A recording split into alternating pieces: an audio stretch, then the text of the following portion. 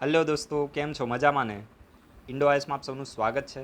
આજનો આપણો પહેલો આર્ટિકલ સ્માર્ટ ઇન્ડિયા હેકાથોન 2020ના બારામાં છે.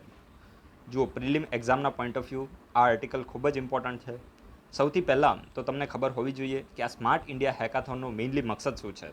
તો જો સ્માર્ટ ઇન્ડિયા હેકાથોન એક નેશન વાઇડ ઇનિશિયેટિવ છે. શાની માટે?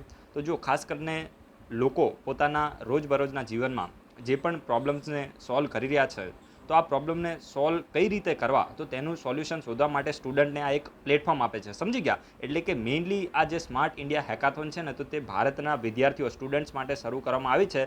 અને સ્ટુડન્ટને એક ઓપોર્ચ્યુનિટી આપવામાં આવે છે કે લોકો પોતાના રોજબરોજની જીવનમાં માની લો કે હેલ્થના રિલેટેડ જે પણ ઇસ્યુ ફેસ કરે છે, એજ્યુકેશન માટે જે પ્રોબ્લેમ છે, ઇન્ટરનેટ કનેક્ટિવિટીના પ્રોબ્લેમ છે, અને વેરિયસ ડિઝાસ્ટર મેનેજમેન્ટના પ્રોબ્લેમ છે, તો લોકો પોતાના રોજબરોજની જીવનમાં જે પણ પ્રોબ્લેમને ફેસ કરે છે, તો આને સોલ્વ કઈ રીતે કરવા, તો બાળકોને એક ઓપોર્ચ્યુનિટી આપવામાં આવે છે કે તમે શું વિચારો છો, આ પ્રોબ્લેમને સોલ્વ કરવો હોય તો તમે શું આના વિશે કરો. સમજી ગયા? તો એક બાળકની અંદર એક પ્રોબ્લેમ સોલ્વિંગ એનું માઇન્ડસેટ ડેવલપ કરવા માટે અને એનામાં એક ઇનોવેટિવ થિંકિંગ લાવવા માટેનું, કારણ કે તમે ક્યારેક જોશો તો જે બાળક છે તે મોટા મોટા જે પ્રોબ્લેમ્સ હોય છે, તો તેનું મજાકમાં રમતા રમતા બહુ જ સારું એવું સોલ્યુશન આપતા હોય છે. કારણ કે અમુક જે બાળકો હોય છે, તો તેનું બચપનથી જ એનું જે માઇન્ડ છે, તો તેનો વિકાસ ખૂબ જ વધુ હોય છે. કારણ કે દરેક જે બાળક છે, તો તેના જે માનસિક વિકાસ છે, તો તે અલગ અલગ જોવા મળતો હોય છે. તો આ જ રીતે જે બાળકો છે, તો તેને એક પ્રોબ્લેમ સોલ્વિંગ એટીટ્યુડ તેમની અંદર ડેવલપ કરવા માટે આ એક તેમને પ્લેટફોર્મ આપવામાં આવે છે. સમજી ગયા? તો આ જે સ્માર્ટ ઇન્ડિયા હેકાથોનનો મેઇનલી મકસદ છે. હવે જો આ 2020ની જે સ્માર્ટ ઇન્ડિયા હેકાથોન છે,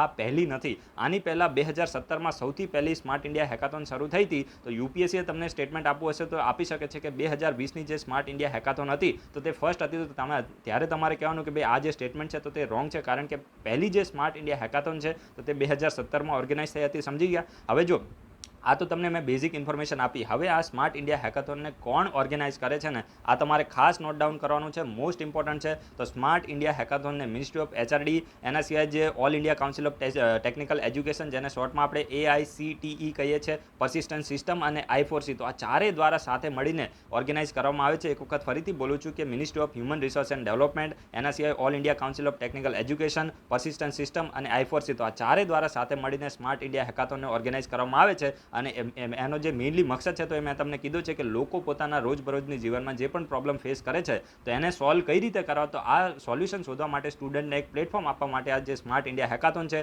તો તેને શરૂ કરવામાં આવી છે. સૌથી પહેલાં 2017માં થઈ હતી ને અત્યારે 2020માં એક વખત ફરીથી થઈ છે. તો આ મેં તમને બેઝિક ઇન્ફોર્મેશન આપી દીધી છે. એના પછી જે નેક્સ્ટ આર્ટિકલ છે, તો તે અયોધ્યાના ટેમ્પલના બારામાં છે. જુઓ, યસ્ટરડે જે અયોધ્યાનું રામ મંદિર સમગ્ર દિવસ દરમિયાન ન્યૂઝમાં રહ્યું છે. તમને બધાને ખબર છે, લોકોએ વોટ્સઅપમાં સ્ટેટસ પણ એટલા બધા મૂક્યા છે અને લોકો ભાવુક પણ એટલા બધા થયા છે. પરંતુ જો આપણે યુપીએસસી, જીપીએસસી અને સ્પીપાના સ્ટુડન્ટ છીએ, ઠીક છે, તો તમારે એટલું યાદ રાખવાનું કે આપણે આમાં એટલું બધું ઇમોશનલ થઈને ટીવી સામે આખો દિવસ બેઠું ના રહેવાનું હોય અને આ બધા ટાઈમ વેસ્ટ કરવાના પણ ના હોય. ભગવાન રામને આપણે પ્રણામ કરી અને આપણે આપણું કામ કરવાનું હોય. તો જો ખાસ કરીને જે અયોધ્યાનું ટેમ્પલ ન્યૂઝમાં છે ને, તો હવે યુપીએસસી અને જે જીપીએસસીના વિદ્યાર્થીઓ હોય ને, તો આની થિંકિંગ થોડી ઇનોવેટિવ હોય કે આ ટેમ્પલ બનવાનું છે, તે કયા સ્ટાઇલ ઓફ આર્કિટેક્ચરમાં બનવાનું છે, એ તમને ખબર હોવી જોઈએ. કારણ કે આપણે આખો દિવસ મતલબ આમાં ટાઈમ વેસ્ટ કરવાનો ના હોય. કોઈએ કર્યું હોય તો પર્સનલી ના લેતા, પણ હું તમને રેકમેન્ડ કરીશ કે આ બધા જે છે ને, એક પોલિટિકલ મૂવ હોય, એમાં આપણે વધારે ટાઈમ વેસ્ટ કરવાનો ના હોય. આપણે સ્ટડીમાં ધ્યાન આપવાનું. આ જે અયોધ્યાનું ટેમ્પલ છે ને, તો તે નગર સ્ટાઇલ ઓફ આર્કિટેક્ચરમાં બનવાનું છે. બહુ જ ઇમ્પોર્ટન્ટ છે, યાદ રાખજો. ડાયરેક્ટ ક્વેશ્ચન બનશે, એવું નહીં પૂછાય કે અયોધ્યાનું ટેમ્પલ કયા સ્ટાઇલ ઓફ આર્કિટેક્ચરમાં બનશે, પણ આ જે નગર સ્ટાઇલ ઓફ આર્કિટેક્ચર છે, જેને આપણે નગરા પણ કહીએ છીએ, જેમ તમારે પ્રોનાઉન્સ કરવું એમ કરજો,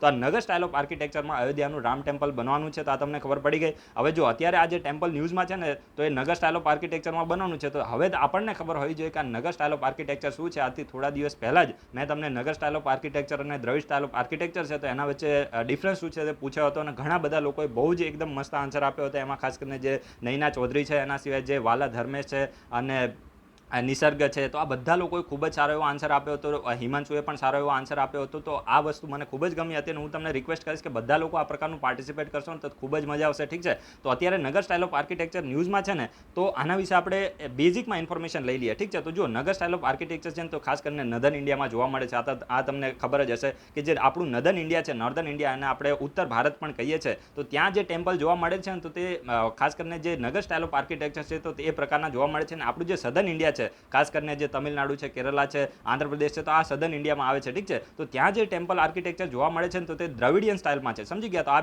આ મેં તમને એક બેઝિક ડિફરન્સ કીધો છે. એના સિવાય ખાસ કરીને જે નગર સ્ટાઇલ ઓફ આર્કિટેક્ચર હોય છે, તો એક જનરલી એક રેઝ પ્લેટફોર્મની ઉપર બનાવવામાં આવે છે. એટલે કે માની લો કે આ એક મોટું પ્લેટફોર્મ છે, ઠીક છે. તો આ એક પ્લેટફોર્મ તમે માની લો, અને આ પ્લેટફોર્મની ઉપર આ જે છે ને આ એક ટેમ્પલ છે, સમજી ગયા. તો જે નગર સ્ટાઇલ ઓફ આર્કિટેક્ચરની અંદર જે ટેમ્પલ હોય છે, તો એક રેઝ પ્લેટફોર્મમાં બનાવવામાં આવે છે. અને આ જે રેઝ પ્લેટફોર્મ હોય ને એને જગતી કહેવાય. યાદ રાખજો, યુપીએસસીમાં જે ટર્મ છે તો ખૂબ જ ઇમ્પોર્ટન્ટ હોય છે. જે રેઝ પ્લેટફોર્મ હોય, જે ઊંચું એક પ્લેટફોર્મ બનાવવામાં આવે છે, એને શું કહેવામાં આવે છે? જગતી કહેવામાં આવે છે. તો આ તમારે ખાસ નોટ ડાઉન કરવાનું છે. આ પ્રકારની ટર્મ યુપીએસસી માટે ખૂબ જ ઇમ્પોર્ટન્ટ છે. અને જો ખાસ કરીને જે ગર્ભગૃહ હોય ને, ગર્ભગૃહ, તો એની આગળ શું હોય છે? મંડપ હોય છે. તો એ પણ તમને ખબર પડી. એના વિશે હું તમને ડિટેલમાં ઇન્ફોર્મેશન પણ આપવાનો છું. અને નગર સ્ટાઇલ ઓફ આર્કિટેક્ચર મેઇનલી પોતાના શિખર માટે ફેમસ છે. અને જે દ્રવિડિયન સ્ટાઇલ ઓફ આર્કિટેક્ચર છે, તો એમાં શિખરને શું કહેવામાં આવે છે? વિમાન કહેવામાં આવે છે, સમજી ગયા. માની લો કે આ એક મંદિર છે, અને મંદિરની ઉપર તમે આવી રીતે શિખર જોયા હશે, ઠીક છે. તો નગર સ્ટાઇલ ઓફ આર્કિટેક્ચરમાં જે ગર્ભગૃહ હોય, તો એના ઉપર મેઇનલી જે જોવા મળે શિખર, તો આ જે શિખર છે ને, તો તેને દ્રવિડ સ્ટાઇલ ઓફ આર્કિટેક્ચરમાં વિમાન કહેવામાં આવે છે, ઠીક છે. અને તમારે કહેવાનું છે કે જે ઓડિશાના ટેમ્પલ જોવા મળે છે, તો એમાં જે શિખર હોય છે, તો એને કયા નામે ઓળખવામાં આવે છે? આ વિડીયોના કમેન્ટ બોક્સમાં તમે કહેશો તો વધારે સારું લાગશે. કે જે ઓડિશામાં ટેમ્પલ જોવા મળે છે, તો એમાં શિખર હોય, તો એને શું કહેવામાં આવે છે? એનું એક નામ અલગ છે, તો એ પણ તમને ખબર હોવી જોઈએ. તો ખાસ કરીને મેં તમને પહેલાં કીધું કે જે ગર્ભગૃહ હોય ને, તો એની આ જે ગર્ભગૃહ છે, તો એના ઉપર સૌથી મોટું શિખર એ નગર સ્ટાઇલ ઓફ આર્કિટેક્ચરમાં જોવા મળે છે. તો આ પણ તમને ખબર પડી ગઈ. એના સિવાય ખાસ કરીને જો જે નગર સ્ટાઇલ ઓફ આર્કિટેક્ચર છે ને, તો એમાં બાઉન્ડ્રી વોલ નથી હોતા. જો હું તમને મેઇન ડિફરન્સ કહું છું કે જે દ્રવિડિયન સ્ટાઇલ ઓફ આર્કિટેક્ચર છે, તો એમાં એક બાઉન્ડ્રી વોલ જોવા મળે છે, પરંતુ જે નગર સ્ટાઇલ ઓફ આર્કિટેક્ચર છે, તો એમાં બાઉન્ડ્રી વોલ હોતા નથી. તો આ પણ અહીંયા એક મેઇન ડિફરન્સ થાય છે. તો આ પણ ડિફરન્સ જ્યારે તમારો લખવાનો આવે તો ત્યારે યાદ રાખજો કે જે નગર સ્ટાઇલ ઓફ આર્કિટેક્ચર હોય છે, તો એમાં જનરલી યુઝ્યુઅલી અહીંયા જે બાઉન્ડ્રી વોલ છે, એટલે કે જે ગેટવે હોય છે, તો એ અહીંયા જોવા મળતા નથી. તો અને જે દ્રવિડિયન સ્ટાઇલ ઓફ આર્કિટેક્ચર છે, તો ત્યાં મોટા મોટા બાઉન્ડ્રી વોલ તમને જોવા મળે છે. તો આ ડિફરન્સ થઈ ગયો. એના સિવાય જનરલી જો અહીંયા જનરલી વર્ડ છે, એટલે કે દરેક ટેમ્પલમાં એવું હોતું નથી. ક્યાંક ક્યાંક તમને વોટર ટેન્ક પણ જોવા મળશે, પણ આપણે જનરલી વાત કરીએ કે જનરલી જે નગર સ્ટાઇલ ઓફ આર્કિટેક્ચરના જે ટેમ્પલ છે, તો ત્યાં જે વોટર ટેન્ક મંદિરની આગળ જોવા મળતા નથી. તો આ પણ તમને એક ડિફરન્સ ખબર પડી ગઈ કે જે નગર સ્ટાઇલ ઓફ આર્કિટેક્ચર હોય, તો ત્યાં વોટર ટેન્ક જોવા મળતા નથી, પરંતુ જે દ્રવિડિયન સ્ટાઇલ ઓફ આર્કિટેક્ચર છે, તો ત્યાં ટેમ્પલની આગળ વોટર ટેન્ક જોવા મળે છે. તો આ પણ આનો એક બેઝિક ડિફરન્સ થયો. હવે જો ખાસ કરીને આ જે ગર્ભગૃહ છે ને, ગર્ભગૃહ કોને કહેવાય? તો આ પણ ટર્મ ઇમ્પોર્ટન્ટ છે. ઓલરેડી યુપીએસસી આના વિશે પ્રિલિમમાં ક્વેશ્ચન પૂછેલો છે. તો ગર્ભગૃહ કોને કહેવાય? કે જ્યાં મંદિર, માની લો કે આ એક મંદિર છે, અને મંદિરની અંદર જે મેન ડીટી હોય, ડીટીનો મતલબ થાય કે જે મેન ભગવાન હોય. માની લો કે અંબાજી છે, ઠીક છે. તો અંબાજીમાં એક ગર્ભગૃહ હોય ને, ત્યાં અંબેમાની મેન મૂર્તિ હોય, તો એને આપણે શું કહે છે? ગર્ભગૃહ. એટલે આ જે ગર્ભગૃહ છે ને, તો એના મંદિરની અંદર જે મેન પ્રિન્સિપલ ડીટી છે, જે મેન ભગવાન અથવા તો માતાજી છે, તો એની મૂર્તિ રાખવામાં આવે, તો તેને ગર્ભગૃહ કહે છે. અને આ ગર્ભગૃહની ઉપર જ સૌથી મોટું શિખર આવેલું હોય છે. તો આ પણ તમને ખબર પડી ગઈ. એટલે કે વેરિયસ શિખર હોય ને, નાના નાના આવી રીતે શિખર થતા હોય ને, તો આમાં સૌથી મોટું તમે જો આ રીતે હું તમને એક ચાર્ટ બનાવીને બતાવું. માની લો કે એક શિખર છે, આ બીજું શિખર છે, અને આ સૌથી મોટું ત્રીજું શિખર છે. તો જે સૌથી મોટું શિખર હોય ને, એના નીચે જ ગર્ભગૃહ હોય છે, સમજી ગયા. એટલે કે ગર્ભગૃહની ઉપર સૌથી મોટું શિખર જોવા મળે છે, અને ગર્ભગૃહની અંદર મેન ડીટી હોય છે. તો આ તો મેં તમને પહેલાં પણ કીધું. અને આ વેરિયસ ફીચર આપણે ઇન્ડિયાના એક જનરલ તરીકે જનરલ ટ્રેન્ડમાં આપણે ફીચરની વાત કરીએ કે ઇન્ડિયામાં જે પણ હિન્દુ ટેમ્પલ જોવા મળે છે, તો એના ફીચર શું હોય છે? તો એક તો અહીંયા ગર્ભગૃહ જોવા મળે છે, જ્યાં એક પ્રિન્સિપલ ડીટી હોય છે. એના સિવાય મંડપ હોય છે. તો મંડપ કોને કહેવાય? તો એ પણ તમને ખબર હોવી જોઈએ. તો હું તમને કહી દઉં કે ખાસ કરીને તમે જોયું હશે કે તમે જ્યારે પણ મંદિરે ગયા હોય, જેવી રીતે ગણપતપુરાનું મંદિર છે કોટમાં, ઠીક છે. તો ત્યાં તમે ગયા હોય ને, તો ત્યાં ગણેશજીનું માની લો કે આ એક ગર્ભગૃહ છે, ઠીક છે. આ ગણેશજીનું ગર્ભગૃહ છે, અને એની આગળ જ તે આ રીતે એક મંડપ હોય છે. મંડપનો મતલબ શું થાય? અહીંયા ઊભા રહીને લોકો શું કરે? પ્રાર્થના કરે, અને અહીંયા ભગવાનની મૂર્તિ હોય, સમજી ગયા. એટલે કે અહીંયા આરતી પૂજારી આરતી કરતા, અને અહીંયા લોકો ઊભા રહીને તાળી પાડતા, પ્રે કરતા હોય, તો આને આપણે શું કહે છે? મંડપ કહે છે. તો હું તમને એકદમ દેશી ભાષામાં સિમ્પલ લેંગ્વેજમાં સમજાવું છું. તો આ પણ તમને ખબર પડી ગઈ. અને શિખર તો મેં તમને પહેલાં કીધું છે કે જે ગર્ભગૃહ હોય ને, ગર્ભગૃહ, તો પ્રિન્સિપલ ડીટીના ઉપર જ સૌથી ઊંચો જે પિરામિડિકલ શેપમાં જે હોય, તો એને આપણે શિખર કહીએ છીએ. જેને જે દ્રવિડિયન સ્ટાઇલ ઓફ આર્કિટેક્ચર છે, તો તેમાં વિમાન કહે છે. અને વાહન, તો વાહન કોને કહેવાય? તો તમે જેવી રીતે ચોટીલા ગયા હશો, એના સિવાય અંબાજી ગયા હશો, ઠીક છે. એના સિવાય અરણેજ છે, તો આ બધી જગ્યાએ ગયા હશો ને, તો ત્યાં અંબાજી માની મૂર્તિ હોય, બુટ ભવાની માની મૂર્તિ હોય, ચામુંડા માની મૂર્તિ હોય, તો એની આગળ તેમનું વાહન હોય. વાહન એટલે શું થાય? માની લો કે જે શેર છે, ઠીક છે, ખાસ કરીને જે સિંહ છે, ઠીક છે. તો આ ખાસ કરીને જે ચામુંડામાં છે, તો તેમનું વાહન છે. તો આ જ વાહનનો મતલબ થાય છે. એટલે કે જે પ્રિન્સિપલ ડીટી હોય ને, તો આ એમનું વાહન છે, એને જ આ વાહન આપણે કહીએ છીએ. એટલે કે કહેવાય ને કે એના ઉપર આ લોકો સવારી કરે છે, એવું આપણે ઇમેજિનેશન કરીએ છીએ, સમજી ગયા. ગયા તો આને જ વાહન કહેવાય છે. તો આ બધી ટર્મ તમે યાદ રાખજો ને. આર્ટ એન્ડ કલ્ચરમાં આ જ વસ્તુમાં ક્વેશ્ચન આવતા હોય છે. યુપીએસસી આવા જ ક્વેશ્ચન પૂછે છે, કોઈ બહારના ક્વેશ્ચનો યુપીએસસીમાં આવતા નથી. તો આ બધી વસ્તુ તમારે નોટ ડાઉન કરવાની છે. તો અમે તમને બેઝિક ડિફરન્સ કીધો છે. અને જે નગર સ્ટાઇલ ઓફ આર્કિટેક્ચરની કેટલીક સબ ડિવિઝન પણ છે, એટલે કે તમે જો નીતિન સિંઘાને વાંચી હશે તો તમે જે પેઇન્ટિંગ છે તો એમાં પણ વેરિયસ ઘરાના આવે છે, પછી મ્યુઝિક છે તો એમાં પણ વેરિયસ ઘરાના આવે છે. એવી રીતે અહીંયા પણ નગર સ્કૂલ ઓફ આર્કિટેક્ચરમાં પણ વેરિયસ ડિફરન્ટ સ્કૂલ એટલે કે ઘરાના જોવા મળે છે. તો એમાં જે ઓડિશા સ્કૂલ ઓફ આર્કિટેક્ચર છે, એના સિવાય ખજુરાહો સ્કૂલ ઓફ આર્કિટેક્ચર છે,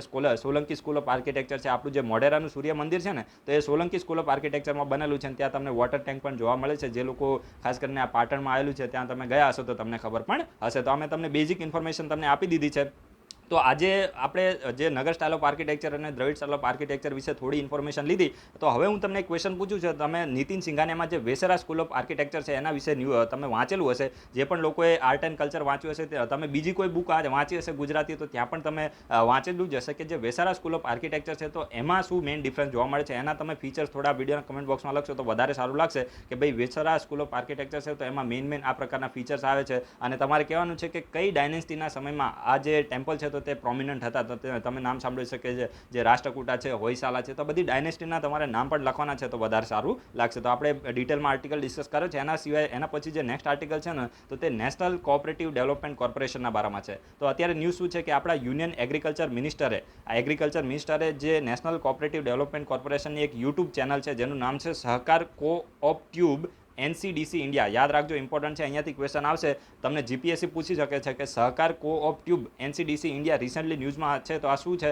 આ એક યુટ્યુબ ચેનલ છે. શું છે? યુટ્યુબ ચેનલ છે. જેમ આપણી ઇન્ડો આઈએસ છે આ એ પ્રકારે એક યુટ્યુબ ચેનલ છે જેને national cooperative development corporation of India દ્વારા શરૂ કરવામાં આવી છે. અને એને લોન્ચ કોણે કરી છે? તો આપણા યુનિયન એગ્રીકલ્ચર મિનિસ્ટરે આને લોન્ચ કરી છે. અને ખાસ કરીને આ યુટ્યુબ ચેનલને કેમ શરૂ કરવામાં આવી છે તો એનો મકસદ તો એકદમ સિમ્પલ છે. ખાસ કરીને જે ગવર્મેન્ટ ઓફ ઇન્ડિયા દ્વારા જે cooperative various farmer cooperative society છે તો આની માટે જે વેરિયસ પ્રકારની સ્કીમો ચલાવવામાં આવી છે તો તેના વિશે લોકોને ઇન્ફોર્મેશન આપવા માટે, ખાસ કરીને ગવર્મેન્ટના વેરિયસ ઇનિશિયેટિવ છે તો તેને પ્રમોટ કરવા માટે અને એનું જે કહેવાય ને કે એની એક માર્કેટને સ્ટ્રેન્થન કરવા માટે આને શરૂ કરવામાં આવી છે. એના સિવાય જે ઇન્ડિયાની અંદર ફાર્મર જોવા મળે છે અને ઇન્ડિયાનું જે યુથ છે તો તેને કોઓપરેટિવ સોસાયટીના જે પણ બેનિફિટ છે તો તે અવેલ કરી શકે. તો તેની માટે તેમને એન્કરેજ કરવા માટે જે ખાસ કરીને સહકાર કોઓપટ્યુબ national cooperative development corporation India જે યુટ્યુબ ચેનલ છે તો તેને શરૂ કરવામાં આવી છે. તો આ બેઝિક ઇન્ફોર્મેશન છે, આ તમારે યાદ રાખવાની છે. તો અત્યારે નેશનલ કોઓપરેટિવ ડેવલપમેન્ટ કોર્પોરેશન ન્યૂઝમાં છે તો આપણે આ ઓપોર્ચ્યુનિટીનો યુઝ કરીને આપણે NCDC વિશે બેઝિક ઇન્ફોર્મેશન લઈએ. તો જો સૌથી પહેલાં તો એક શું છે, સ્ટેચ્યુટરી ઇન્સ્ટિટ્યુશન છે. હવે સ્ટેચ્યુટરીનો મતલબ શું થાય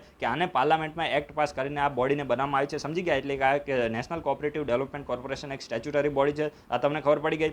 એના પછી જે કઈ મિનિસ્ટ્રીમાં આવે છે તો એ તો મેં તમને પહેલાં પણ કીધું કે જે નેશનલ કોઓપરેટિવ ડેવલપમેન્ટ કોર્પોરેશન છે તો ministry of agriculture and farmer વેલફેરમાં આવે છે. અને આનું મેઇનલી મકસદ શું છે? તો જો ખાસ કરીને તમે ફાર્મર પ્રોડ્યુસર ઓર્ગેનાઇઝેશનના તમે નામ સાંભળ્યું છે, આના વિશે હું તમને ક્વેશ્ચન પણ પૂછવાનો છું. તો આ FPO છે. એના સિવાય ફાર્મર્સની જે વેરિયસ કોઓપરેટિવ સોસાયટીઝ હોય છે તો એને શું કરે છે? ફાઇનાન્શિયલ આસિસ્ટન્ટ આપવાનું કાર્ય કરે છે. સમજી ગયા? એટલે કે જે ખાસ કરીને FPO છે એના સિવાય ફાર્મર્સના વેરિયસ કોઓપરેટિવ સોસાયટીઝ હોય છે તો એને શું આપે છે? ફાઇનાન્શિયલ આસિસ્ટન્ટ આપવાનું કાર્ય કરે છે. અને અત્યાર સુધી આને એક ટ્રીમેન્ડસ સક્સેસ મળ્યો છે, કારણ કે અત્યાર સુધી આને 1,54,000 કરોડ જેટલું જે ફાઇનાન્શિયલ આસિસ્ટન્ટ છે તો તે વેરિયસ કોઓપરેટિવ સોસાયટીઝને આપ્યું છે.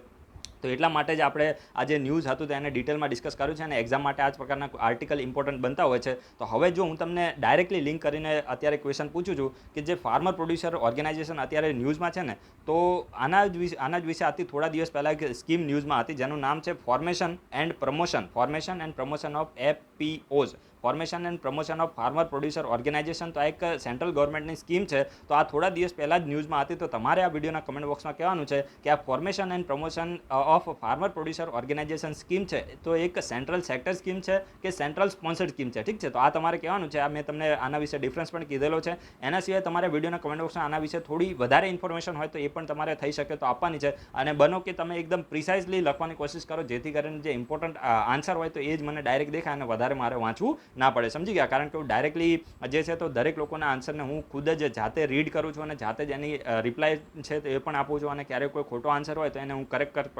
પણ કરું છું. જેવી રીતે જે હિમાંશુ છે રાહી, તો એને ખાસ કરીને એક ક્વેશ્ચન હતો કે જે ભૂપેન હજારિકા બિલ છે, ભૂપેન હજારિકા જે પુલ છે તો એ પુલ કઈ બ્રહ્મપુત્રા રિવર ઉપર છે. તો એકચ્યુઅલીમાં એ ખોટું થાય, કારણ કે ભૂપેન હજારિકા જે પુલ છે ને તો તે ખાસ કરીને જે બ્રહ્મપુત્રા રિવરની એક ટ્રિબ્યુટરી છે જેનું નામ છે લોહિત. તો આ લોહિત રિવર ઉપર આ પુલને બનાવવામાં આવે છે. તો તમારે એવું પણ સમજવાનું કે જે હું આન્સર છે તો એને પર્સનલી રીડ કરું છું, એટલે ડાયરેક્ટલી હું કોઈને ડાયરેક્ટલી એમ રિપ્લાય આપી દેતો નથી. તો તમારે થોડો ટ્રસ્ટ પણ રાખવાનો. હું કોઈ પણ તમારો આન્સર ખોટો હશે તો એને કરેક્ટ પણ કરીશ, ઠીક છે. તો તમારે જે પણ આન્સર આપો તો એકદમ કરેક્ટ રીતે આપવાનો પ્રયત્ન કરવાનો, અને ખોટું થશે અને કોઈ પણ કહેવાય ને કે સમજ ના પડે તો તમે પૂછી શકો છો. જેવી રીતે ખાસ કરીને હિમાંશુએ જ પૂછ્યું હતું કે જે લેબર ફોર્સ છે અને જે વર્ક ફોર્સ છે તો એનો ડિફરન્સ શું હોય. તો જો વર્ક ફોર્સ છે ને તો તે ખાસ કરીને જે લોકો એકચ્યુઅલમાં કાર્ય કરે છે ને તો એને આપણે વર્ક ફોર્સમાં ગણીએ છીએ, અને લેબર ફોર્સમાં કોણ આવે તો જે લોકો કાર્ય કરે છે, એટલે કે હાલમાં કામ કરી રહ્યા છે ને જે લોકો કામને શોધી રહ્યા છે તો એવા લોકો સામે આવે છે, લેબર ફોર્સમાં આવે છે. તો આ મેં તમને બેઝિક ડિફરન્સ પણ કીધો છે. તો કોઈ પણ ક્વેશ્ચન હોય તો તમે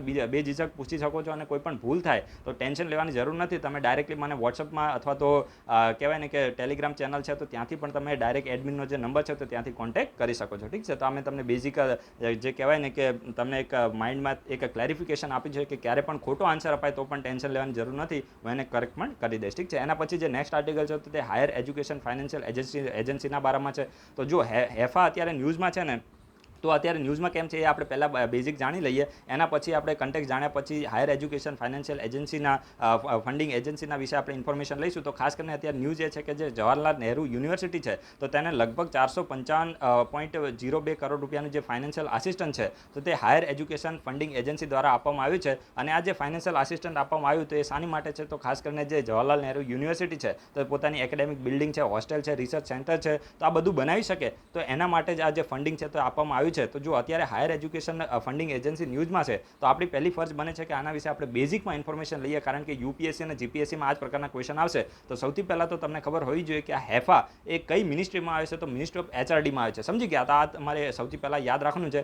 અને આ શું છે તો એક નોન બેન્કિંગ ફાઇનાન્સ કંપની છે, યાદ રાખજો, બહુ જ ઇમ્પોર્ટન્ટ છે. ડાયરેક્ટલી આ પ્રકારના ક્વેશ્ચન આવે છે. યુપીએસસી પ્રિલિમ આજથી થોડા વર્ષ પહેલાં પ્રિલિમ એક્ઝામમાં એક ખાસ કરીને એક રિન્યુએબલ સેક્ટરની જે નોન બેન્કિંગ ફાઇનાન્સ કંપની છે તો એના વિશે ક્વેશ્ચન પૂછ્યું હતું. હવે એકચ્યુઅલીમાં એનું તમે નામ વાંચો ને તો તમે એ નામ વાંચો તો તમને એવું જ લાગે કે ભાઈ આ છે ને એક સરકારની કોઈ બોડી હશે ને આ કોઈ બેન્કિંગ કે એવું કે કંપની કે એવું કંઈ નહીં હોય. પણ એકચ્યુઅલીમાં એ નોન બેન્કિંગ ફાઇનાન્સ કંપની હતી. એટલા માટે જ હું કહું છું કે ક્યારે પણ ગવર્મેન્ટ ઇન્વોલ્વ હોય તેમ છતાં એ નોન બેન્કિંગ ફાઇનાન્સ કંપની પણ હોઈ શકે છે. એટલા માટે તમારે યાદ રાખવાનું છે કે હાયર એજ્યુકેશન ફાઇનાન્સિંગ જે ફંડિંગ એજન્સી છે, મારા મોઢામાંથી વારે ઘડીએ ફાઇનાન્સ નીકળે છે, તમે એને કોમ્પ્રોમાઇઝ કરી લેજો કે હાયર એજ્યુકેશન જે ફંડિંગ એજન્સી છે તો એક નોન બેન્કિંગ ફાઇનાન્સ કંપની છે અને આને કંપનીઝ એક્ટ 2013ના તહેત એસ્ટાબ્લિશ કરવામાં આવી છે. યાદ રાખજો, કંપનીઝ એક્ટ 2013ના તહેત એક non deposit taking non banking finance company તરીકે આરબીઆઈ સાથે આને એસ્ટાબ્લિશ કરવામાં આવી છે, સમજી ગયા. તો આ બેઝિક તમારે યાદ રાખવાનું છે કે જે હાયર એજ્યુકેશન ફાઇનાન્સિંગ એજન્સી છે, ફંડિંગ એજન્સી છે તો એ મિનિસ્ટ્રી ઓફ એચઆરડીમાં આવે છે અને આ એક નોન બેન્કિંગ ફાઇનાન્સ કંપની છે અને આ એક જોઈન્ટ વેન્ચર છે. જોઈન્ટ વેન્ચર કોનો છે તો મિનિસ્ટ્રી ઓફ એચઆરડી અને જે કેનરા બેંક છે. યાદ રાખજો, મોસ્ટ ઇમ્પોર્ટન્ટ છે, મિનિસ્ટ્રી ઓફ એચઆરડી અને કેનરા બેંકનો શું છે જોઈન્ટ વેન્ચર છે.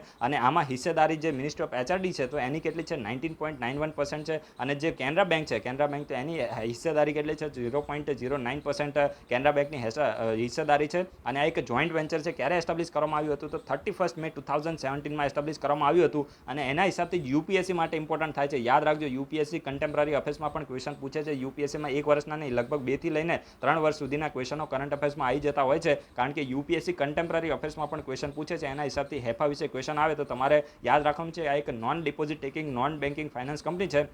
અને આનો મેઇનલી મકસદ તો શું છે કે જો ખાસ કરીને ઇન્ડિયાના જે પણ જે પ્રીમિયર એજ્યુકેશનલ ઇન્સ્ટિટ્યુશન છે, જેવી રીતે આઈઆઈટી છે, આઈઆઈએમ છે, તો આ જે ગ્લોબલ રેન્કિંગ આવે, જેવી રીતે તમે ક્યુએસ રેન્કિંગનું નામ સાંભળ્યું હશે, ક્યુએસ યુનિવર્સિટી વર્લ્ડ રેન્કિંગ આજથી થોડા દિવસ પહેલાં જ ન્યૂઝમાં હતું, જેનું ફૂલ ફોર્મ થાય છે ક્વેકરલી સિમન્સ. આ તમે યાદ રાખજો, ક્વેકરલી સિમન્સ જે વર્લ્ડ યુનિવર્સિટી રેન્કિંગ આવે છે તો એમાં જે ગ્લોબલ રેન્કિંગમાં આપણી જે એજ્યુકેશન ઇન્સ્ટિટ્યુશન છે તો એ ટોપ રેન્કિંગમાં આવી શકે. તો તે માટે આ લોકો શું કરે, પોતાની જે બિલ્ડિંગ છે તો તેને વર્લ્ડ ક્લાસ બનાવી શકે, પોતાનું જે R&D ઇન્ફ્રાસ્ટ્રક્ચર છે તો તેને વર્લ્ડ ક્લાસ બનાવી શકે. તો તે માટે આ જે હાયર એજ્યુકેશન ફંડિંગ એજન્સી છે તો તે શું કરે છે ફાઇનાન્શિયલ આસિસ્ટન્ટ આપે છે, સમજી ગયા. એટલે કે જે ક્યુએસ જેવી જે વર્લ્ડ રેન્કિંગ આવે છે યુનિવર્સિટીની તો એમાં આપણા પણ એજ્યુકેશન ઇન્સ્ટિટ્યુશન છે તો તે ટોપ રેન્કિંગમાં આવે તો એ માટે વર્લ્ડ ક્લાસ પોતાની બિલ્ડિંગ બનાવી શકે અને રિસર્ચ એન્ડ ડેવલપમેન્ટ ઇન્ફ્રાસ્ટ્રક્ચર ઊભું કરી શકે. તો એ માટે ફાઇનાન્શિયલ આસિસ્ટન્ટ આપવા માટે આજે હાયર એજ્યુકેશન જે ફાઇનાન્સિંગ અથવા તો ફંડિંગ એજન્સી છે તો તેને બનાવવામાં આવી છે. તો અમે તમને બેઝિક આના વિશે ઇન્ફોર્મેશન આપી છે.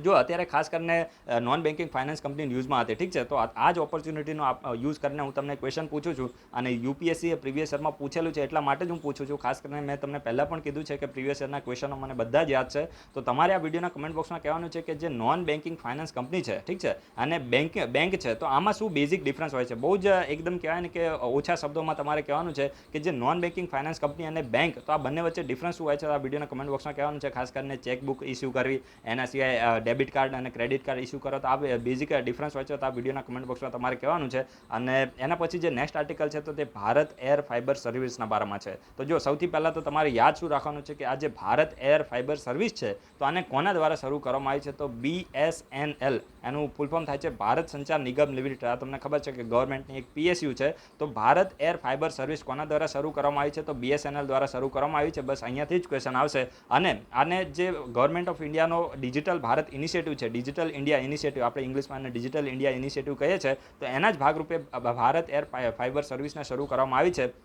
અને મેઇનલી આમાં કરવામાં શું આવે છે, માની લો કે જે એક BSNLનો ટાવર છે, તો આ BSNL ના ટાવરની જે 20 કિલોમીટરની રેન્જ છે, તો ત્યાં સુધી એક વાયરલેસ કનેક્ટિવિટી લોકોને આપવા માટે આ જે ભારત એર ફાઇબર સર્વિસ છે તો તેને BSNL દ્વારા શરૂ કરવામાં આવી છે. તો આ તમારે યાદ રાખવાની જરૂર નથી કે ભાઈ 20 કિલોમીટરનો એરિયા ને બધું ફાલતુ વસ્તુ છે. એટલું યાદ રાખજો કે Bharat air fibre service BSNL શરૂ કરી છે અને જે ડિજિટલ ઇન્ડિયા ઇનિશિયેટિવ છે એના ભાગરૂપે શરૂ કરવામાં આવી છે. એના પછી જે નેક્સ્ટ આર્ટિકલ છે તો લિબનનના બારામાં છે. જો આપણે લિબનન પબ્લિક સર્વિસ કમિશનની તૈયારી કરતા નથી એટલા માટે આપણે વધારે ઇન્ફોર્મેશન નહીં લઈએ, પણ આપણે એક બેઝિક જે લોકેશન અત્યારે ન્યૂઝમાં છે, તમને ખબર છે કે આજથી થોડા દિવસ પહેલાં જ છે લિબનનનું જે કેપિટલ છે જેનું નામ છે બેરુત, તો તે એક કોસ્ટલ સિટી છે અને ત્યાં ખાસ કરીને જે અમોનિયમ નાઇટ્રેટનું એક ગોડાઉન હતું અને એની અંદર જે એક મોટા પ્રમાણની અંદર ટન્સ ઓફ જે અમોનિયમ નાઇટ્રેટ છે તો તેને સ્ટોર કરવામાં આવ્યું હતું. અને અત્યારે ન્યૂઝ એ છે કે એમાં શું છે કે એક હ્યુજ એક્સપ્લોઝન થયું છે અને એના હિસાબથી ઘણું બધું જે નુકસાન છે તો તે બેરુતમાં જોવા મળ્યું છે. તો આ તમારે યાદ રાખવાનું છે કે એક અમોનિયમ નાઇટ્રેટનું એક વેરહાઉસ હતું અને એની અંદર લગભગ 2750 ટન જેટલું, આ તમારે યાદ રાખવાનું નથી, અમોનિયમ જે નાઇટ્રેટ છે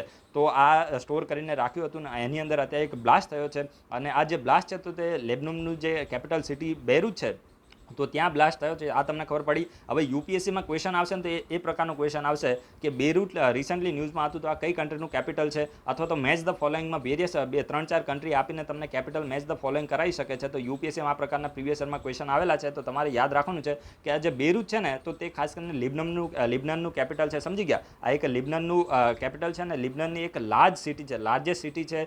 તો આ પણ તમને ખબર પડી કે અને ખાસ કરીને જે મેડિટેરિયન કોસ્ટ છે, તમને ખબર છે કે જે લિબનન છે તો તેને મેડિટેરિયન સીની કોસ્ટ ટચ થાય છે. તો મેડિટેરિયન સીની કોસ્ટ ઉપર જ આ સિટી આવી છે અને ખાસ કરીને એક બેરુત છે તો તે લિબનનનું ઇમ્પોર્ટન્ટ સી પોર્ટ પણ છે, ઠીક છે. તો આ પણ તમે નોટ ડાઉન કરજો. હવે હું તમને એક જીઓગ્રાફી માટે ક્વેશ્ચન પૂછું છું. આ વિડીયોના કમેન્ટ બોક્સમાં તમારે કહેવાનું છે કે જે લિબનન છે ને લિબનન, તો એને કઈ કન્ટ્રીની બાઉન્ડ્રી ટચ થાય છે. જો હું તમને સાથે સાથે ઘણા બધા ક્વેશ્ચન પ્રેક્ટિસ કરાવી રહ્યો છું અને આ જે ક્વેશ્ચન હું તમને પૂછું છું એ તમારી એક્ઝામ માટે ખૂબ જ ઇમ્પોર્ટન્ટ છે. તો દરેક લોકો આન્સર આપવાનો પ્રયત્ન કરજો. જે લિબનન છે તો તેને કઈ કન્ટ્રીઝની બાઉન્ડ્રી ટચ થાય છે આ વિડીયોના કમેન્ટ બોક્સમાં તમારે કહેવાનું છે, ઠીક છે. એના પછી જે નેક્સ્ટ આર્ટિકલ છે તો તે મેન્ડરિન લેંગ્વેજના બારામાં છે. જો મેન્ડરિન સૌથી પહેલાં તો હું તમને એ કહી દઉં કે જે ચાઇના છે, મેનલેન્ડ ચાઇના, જે આપણું જિનપિંગ વાળું ચાઇના, તો આ મેનલેન્ડ ચાઇના અને જે તાઇવાન છે ને તેની એક ગવર્મેન્ટની ઓફિશિયલ લેંગ્વેજ છે, સમજી ગયા. એના સિવાય જે ચાઇના અને તાઇવાનની જે સ્કૂલો છે તો તેની અંદર પણ જે બાળકોને ભણાવવામાં આવે તો મેન્ડરિન લેંગ્વેજમાં જ ભણાવવામાં આવે છે, સમજી ગયા. તો મેન્ડરિન શું છે, ડાયરેક્ટ આ પ્રકારની ટર્મ પણ આવી શકે છે કે mandarin term recently in news, તો ઇટ ડીલ્સ વિથ, તો આ એક લેંગ્વેજ છે, સમજી ગયા. તો મેન્ડરિન શું છે, એક લેંગ્વેજ છે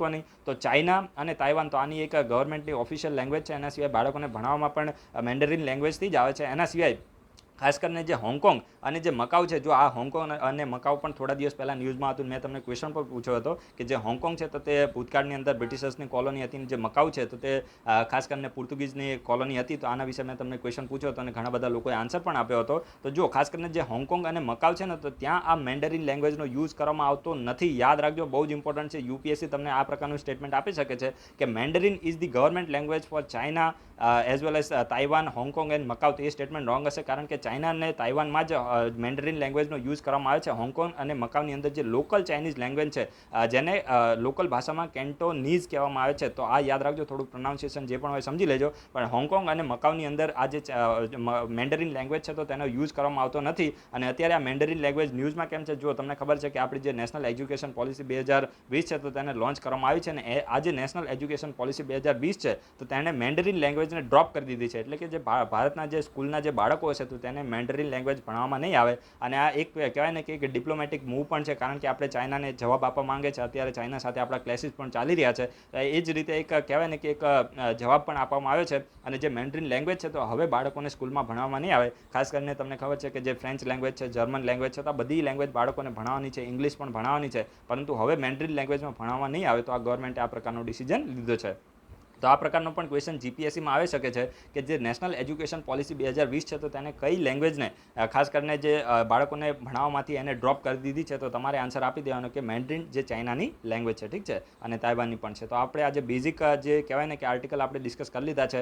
આશા રાખું છું કે વિડીયોમાં તમને થોડી મજા આવી હશે. વિડીયો ગમે તો લાઇક જરૂર કરજો. લાઇક બહુ ઓછા લોકો કરે છે, તો લાઇક જરૂર કરજો અને કમેન્ટમાં આન્સર આપવાનો પ્રયત્ન કરજો. જેટલા લોકો આન્સર આપશે, બધા લોકો આન્સર તો સરસ જ આપે છે, પણ મેં તમને પહેલાં પણ કીધું છે કે આપણે ઓલ્ટરનેટિવલી દરેક લોકોના આન્સર છે એને ડે બાય ડે એને રેકગ્નાઇઝ કરતા રહીશું. તો ક્યારે પણ કોઈ લોકો એવું નહીં સમજવાનું કે આ એક માણસના જ આ ભાઈ છે તો એ આન્સર શેર કરે છે, એવું એકચ્યુઅલીમાં નથી. અને જે લોકોના આન્સર હોય તો એને હું 1 બાય 1 સિલેક્ટ કરીને દરેક લોકોના આન્સર આપણી ચેનલમાં રેકગ્નાઇઝ કરું છું, કારણ કે આન્સર લખવામાં થોડા એફર્ટ્સ લાગે છે. અને જે લોકો પરીક્ષા પાસ કરી શકે એવા જ લોકો પોતાના એફર્ટ્સ લગાવે છે, એટલું યાદ રાખજો. બાકી જે આળસુ જે લોકો છે એ ક્યારે આન્સર નહીં આપી શકે. તો કોઈ લોકો આન્સર આપતા ના હોય તો પર્સનલી ના દેતા, પણ મારું આવું માનવું છે. તો દરેક લોકો આન્સર આપવાનો પ્રયત્ન કરજો, એવી મારી રિક્વેસ્ટ છે. સો થેન્ક્સ ફોર વોચિંગ. તમારા બધાનો દિવસ શુભ જાય.